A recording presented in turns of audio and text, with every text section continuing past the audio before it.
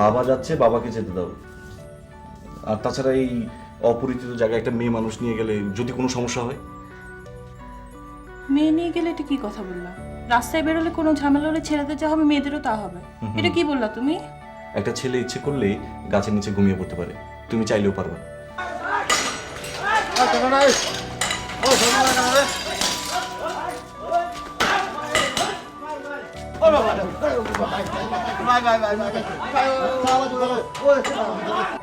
আমার বক্তব্য সহ্য করতে না পেরে যারা বাড়ি ভাঙচুর করলো, আমি জানি তারা নিকৃষ্ট লোক, আমি তাদের জন্য কাঁদছি না।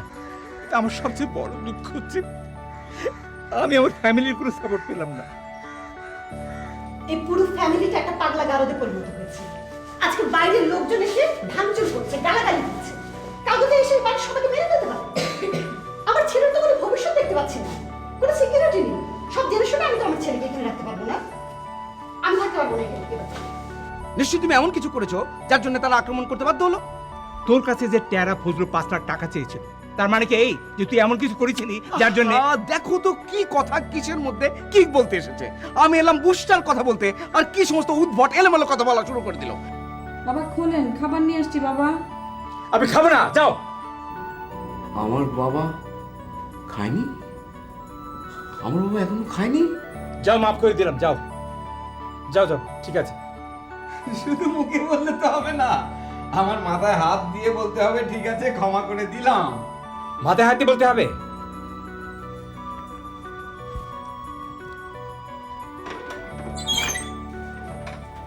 ক্ষমা করে দিলাম।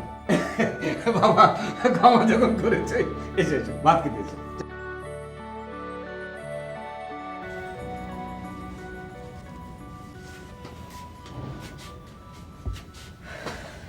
কি যে শুরু হইলো বাড়িটার মধ্যে, কিসে? মনে হয় সবকিছু বাইঙ্গা পড়তেছে। কিরকম? এই যে খালু এই বুড়া বয়সে রাজনীতি শুরু করলো, মানুষজন এসে ভাঙচুর করে গেল বাড়িঘরের মধ্যে, আর ওদিকে কাপ বরলে ওর মায় বাড়ি ছেড়ে গেল গা। যাই গো, আমার কিন্তু এগুলো দেখতে ভালোই লাগে। এইটা আপনি কি কন? আল্লাহর 30 দিন জাগো নিমক খাইতেছেন তাগো সম্বন্ধে এই কথা কন? শোনো, এই ভাষার সবার মধ্যে না এক ধরনের পাগলামি আছে, আমার কিন্তু মজাই লাগে। আপনার মতো বড় পাগল আমি এই জন্মে দেখি নাই। হ্যাঁ গো কয় পাগল। কি আমি পাগল? তা অবশ্য ঠিকই কইছো, আমি শুধু তোমার পাগল। ঢং করার আর সময় পান না। কি যে কও না।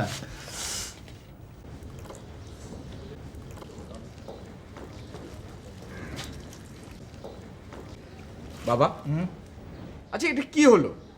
আমার তো কিছুই ভালো লাগছে না। বুসা নেই, কাব্য নেই, আমি অফিসে যাচ্ছি, আমি পারছি না। সমস্যাটা কি? সমস্যা কি? সমস্যা তুমি জানো না, ও চলে গেল বাড়ি ছেড়ে। আমি কালকে রাতে গেলাম, ওকে বোঝালাম। একটু ধৈর্য ধরো।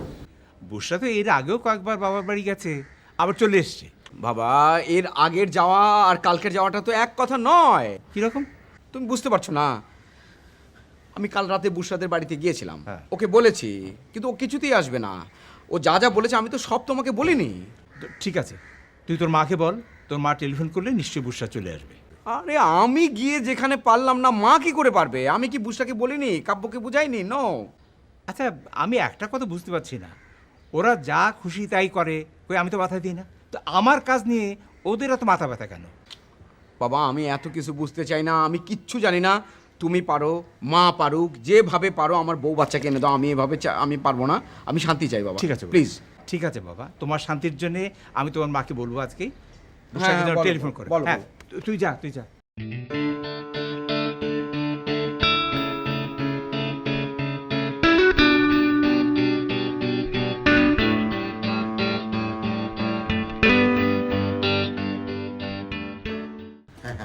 সুন্দর সেকেন্ড জেনারেশন আঙ্কেল। এক শব্দ করে তোমার আন্টি চলে আসবে এক্ষুনি। আঙ্কেল শব্দ টব্দ না করে হ্যাঁ। আমি একটু দেখাও কিভাবে ব্যবহার করতে পারি। আঙ্কেল জিনিসটা এত শক্তিশালী এটা কিন্তু বুঝি নাই আগে। এই ব্যাটারিটা খুলে তারপরে টেস্ট করি। 4000 টাকায় যেরকম একটা স্ট্রং জিনিস পাওয়া গেছে, এটা আমি ভাবতেই পারি। তুমি না বললে 8,000? ও 8,000, হ্যাঁ 8,000, আসলে 4 আর 8 একই রকম তো আঙ্কেল। হ্যাঁ আঙ্কেল, এইবার এটা ধইরা এইখানে ধইরা তারপরে বক্তব্য দিতে হবে। ভাই সব, আজকে আমাদের এই দেশের যে নৈরাজ্য যে চলছে তা থেকে আমাদের বেরিয়ে আসতে হবে, বেরিয়ে আসতে হবে। বেশি চেঁচিও না, তোমার আন্টি আবার ফিরে আসবে। আঙ্কেল আপনি নেন, আপনি ধরে বক্তব্য দেন। হ্যাঁ এই যে এটা ধরেন, ধরেন এটা।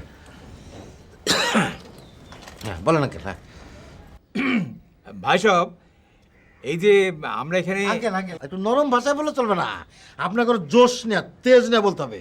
ওই যে মিটিং মিছিলে দেখেন না, একদম স্লোগান দেয়, চলো চলো চলো চলো আগুন জ্বালো, আগুন জ্বালো, চলো চলো চলো চলো আগুন জ্বালো, আগুন, এরকম আর কি। আপনি আপনি দাঁড়ায় যান আঙ্কেল। হ্যাঁ আপনি দাঁড়ায় যান আঙ্কেল, দাঁড়ায় যান, দাঁড়াইলে জোশ আসবে। ভাই সব, এই যে আমাদের আয়োজন দেখছেন, এটা দেখে আপনারা ভাববেন না আমরা কোনো পলিটিক্যাল পার্টি শুরু করতে যাচ্ছি। জি। হ্যাঁ, এরকম ধান্দা আমাদের নেই। আমরা আপনাদের কথা বলার জন্যই এখানে সমবেত দেশের হয়েছি। দেশের সেবা করার দেশে যে দুর্নীতি, চাঁদাবাজি এবং সন্ত্রাসী চলছে, এর বিরুদ্ধে কেউ তো কোনো কথা বলছে না। এই কারণেই আমরা ঠিক করেছি যে আমরা আপনাদের হয়ে কথা বলবো। একটু জোশ এনে বলেন আ- আঙ্কেল, এটা দাঁড়া, হ্যাঁ? এটা দাঁড়ায় বলেন। না না, মঞ্চে মঞ্চে এটা পড়ে যাবো, ব্যাটারিটা পড়ে যাবে। এটা মঞ্চে আর কি। মঞ্চে ওঠেন, মঞ্চে ওঠেন। ঠিক আছে, হবে, হয়ে যাবে। ঠিক আছে, তাহলে আর একবার একটু এখন সুইটে গেছে, ধরেন এটা।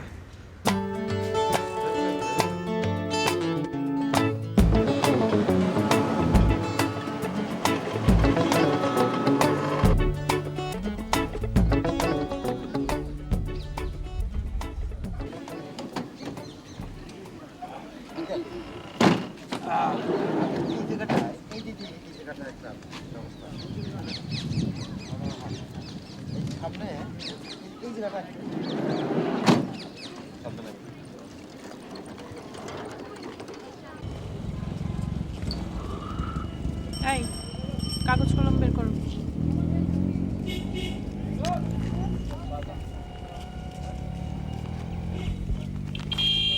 বলো।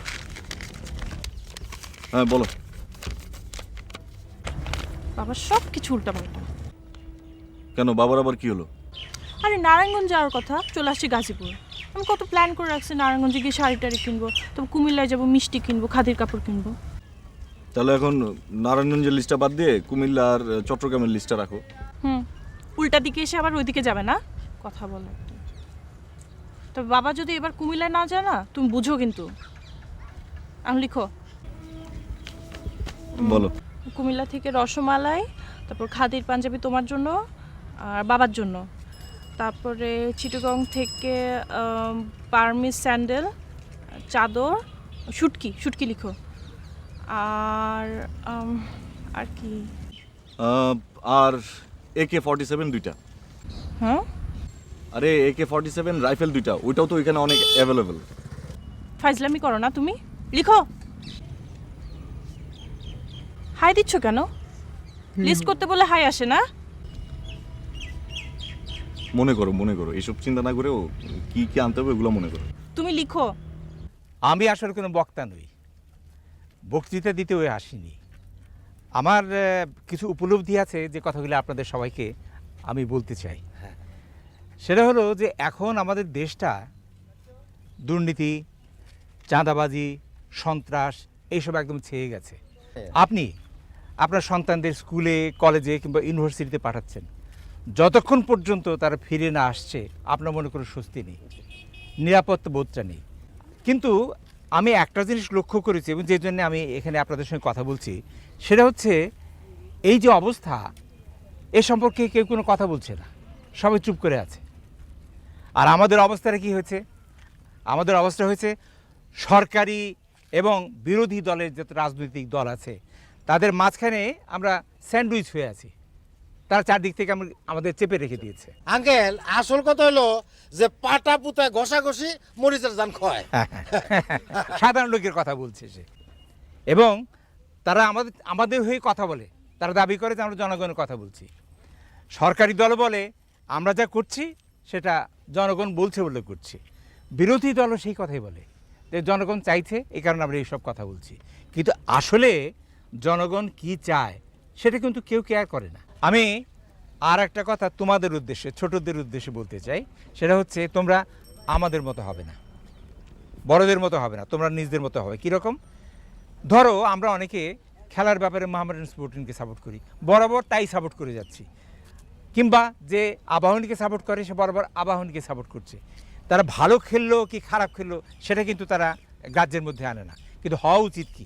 হওয়া উচিত যে ভালো খেলে তাকে সাপোর্ট করে। তারা সমর্থন দেয়। রাজনৈতিক দলের ব্যাপারে যে আমি একটা পার্টিকুলার পলিটিক্যাল পার্টিকে সাপোর্ট করছি, চিরকাল তাকেই সাপোর্ট করব, এমনটি হওয়া উচিত না।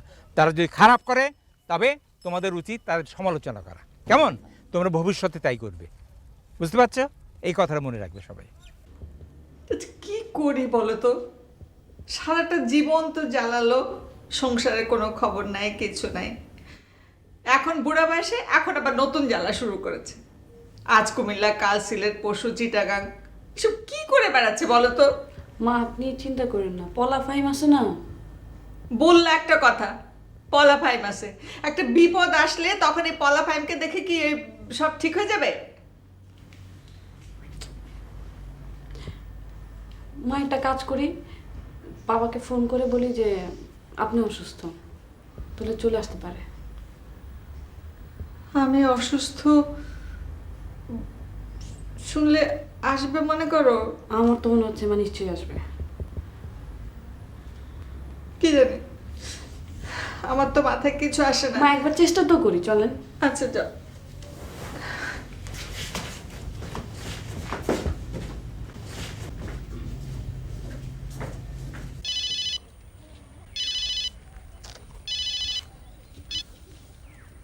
হ্যালো, ভাবি কেমন আছো? আমরা তো গাজীপুরে। আর বলো না, বাবা গাজীপুরে চলে এসছে। কেন, মার কি হয়েছে? আচ্ছা আচ্ছা ঠিক আছে, আমি আসছি, তুমি চিন্তা করো না। তুমি ভাইয়াকে বলো একটা ডাক্তার রেডি করে রাখতে, আর আমরা এর মধ্যে এসে পৌঁছতেছি। আর তুমি কিন্তু আমাকে একটু পরে ফোন করে আবার জানাবা কি হয়েছে, ঠিক আছে? আচ্ছা, ওকে।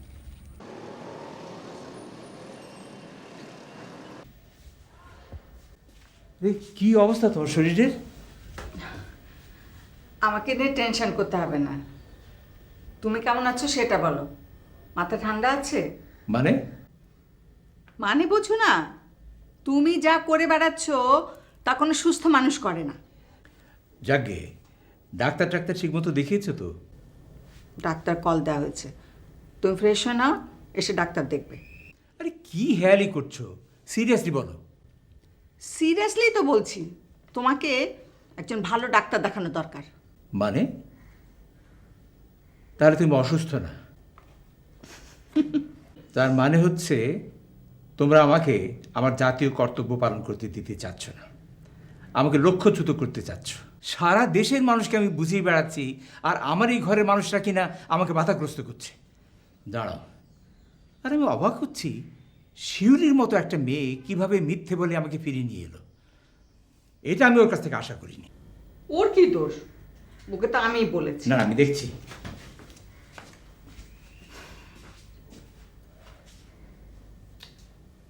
শিউলি, শিউলি, এদিকে এসো। তুমি আমাকে কেন রেখে পাঠিয়েছো? বাবা মা অসুস্থ ছিল যে তাই। কোথায় তোমার মা অসুস্থ? তাকে তো সুস্থ দেখলাম। না, তখন মাথাটা একটু ধরছিল তো। মাথায় ধরেছিল? হ্যাঁ, তুমি তো জানতে আমি কি কাজে গিয়েছি। জি। আমি তো তোমাকে বলেও গেছিলাম আমার প্ল্যান। জি বাবা। তাহলে আমার কাজের চেয়েও তোমার মায়ের মাথা ব্যথাটা আরো বেশি গুরুত্বপূর্ণ হলো। না বাবা, মাই তো আমাকে বলছে পল আর ফাহিমের মোবাইলে কথা বলতে, যে আপনাকে পাওয়া যায় কিনা। আর অমনি তুমি ফোন করে আমাকে ডেকে পাঠালে। বাবা বড় ভুল তো আপনি করছেন। আমি বড় ভুল করেছি? কি ভুল করেছি? আপনি পল আর ফাহিমকে কেন নিয়ে গেছেন? ওদেরকে যদি আপনি না নিয়ে যাইতেন, কেউ তো আপনার সাথে যোগাযোগ করতে পারতো না। মোবাইল ফোনের মতো একটা ভয়ঙ্কর জিনিস নিয়ে কেউ কি এরকম কাজে বের হয় আপনি বলেন? তুমিও বেশ কথা শিখেছো।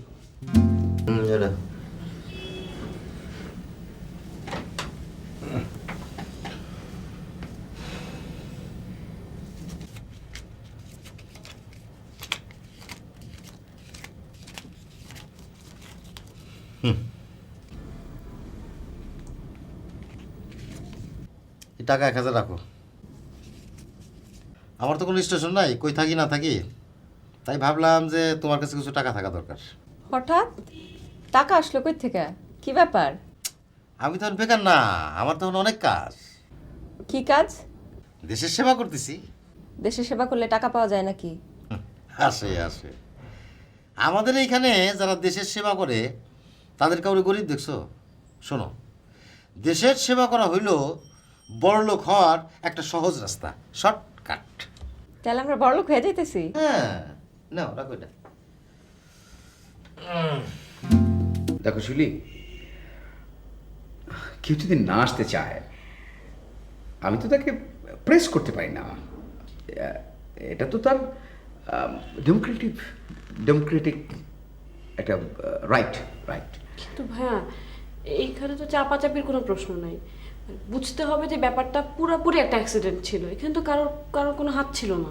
হ্যাঁ ছিল না, কিন্তু বুশরা যে পয়েন্টটা ধরেছে সেটা কিন্তু বিবেচনা করা উচিত। এটা কিন্তু একটা বড় ধরনের সমস্যা। কি সমস্যা ভাইয়া? ওই যে যেদিন ভাঙচুরটা হলো সেদিন তো কাব্য বাড়িতে ছিল, ও তো আর এরকম ঘটনা কখনো দেখেনি, ফলে ওর একটা সাইকোলজিক্যাল এফেক্ট হলো। যেমন ধরো 9/11 টুইন টাওয়ার যখন ভেঙে পড়ে আমেরিকান শিশুদের যে সাইকোলজিক্যাল এফেক্টটা হয়েছিল অনেকটা সেরকম।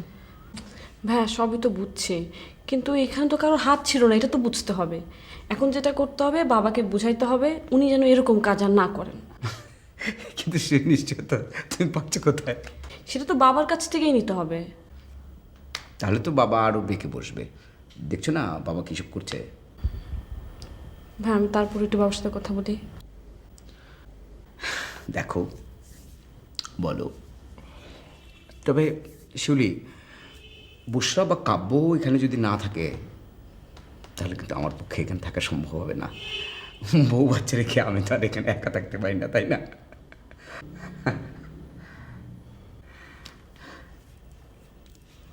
ভাই আপনি ভাবিকে মানে একদম খুব ভালো মতো একটু বোঝায় বলেন, ভাবি আপনার কথা শুনবে।